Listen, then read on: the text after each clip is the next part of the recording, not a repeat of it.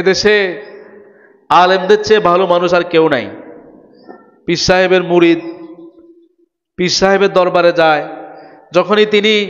যখনই আলেমরা এই দেশে ইসলাম প্রতিষ্ঠার কথা বলে, কোরআনের নিয়ম নীতির কথা বলে, রাসূলকে একমাত্র আদর্শ হিসেবে মানার কথা বলে, তখনই আলেমরা হয়ে যায় জাতির দুশ্মন, তখনই আলেমরা হয়ে যায় দেশদ্রোহী। যেটা আরবের কাফের মুশরিকরা করেছে। রাসূলের মতো ভালো মানুষ কেউ নাই। যখন তিনি তাওহীদের দাওয়াত দিয়েছেন তখন রাসূল হয়ে গেছে পাগল। নাউজুবিল্লাহ পড়েন।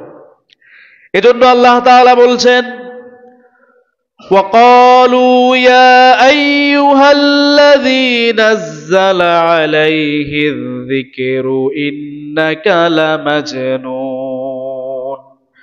সূরাতুল হিজরের ভিতরে আল্লাহ তাআলা বলছে, কাফেররা বলতো যার উপর কোরআন নাজিল হয়েছে নিশ্চয় তুমি হচ্ছ একজন পাগল। নাউজুবিল্লাহ পড়েন।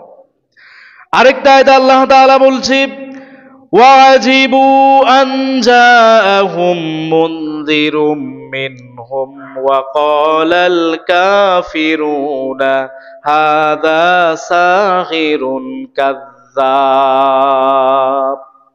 এটা হচ্ছে হাদা সাহিরুন কাযযাব, একজন মিথ্যাবাদী জাদুকর। নাউজুবিল্লাহ পড়েন। এই কথাগুলা রাসূলের মতো ব্যক্তিকে এরকম গালিগালাজ করছে, আপনি একটু চিন্তা করেন। মিথ্যাবাদী বলতেছে, পাগল বলতেছে, জাদুকর বলতেছে, যত ধরনের গালিগালাজ আছে সব করছে। রাসূলের কোনো দোষ ছিল একটা, তিনি তাওহীদের দাওয়াত কেন দিচ্ছে, রিসালাতের দাওয়াত কেন দিচ্ছে? রাসূলকে যে তারা গালি দিয়েছে, রাসূল কি সেই গালির অধিকারী ছিল? নাউজুবিল্লাহ। একজন নিরপরাধ, রাসূলের মতো ভালো মানুষ আর কেউ নাই, তারাই বলেছে। ইসলাম প্রচার করার কারণে তারাই বলছে পাগল।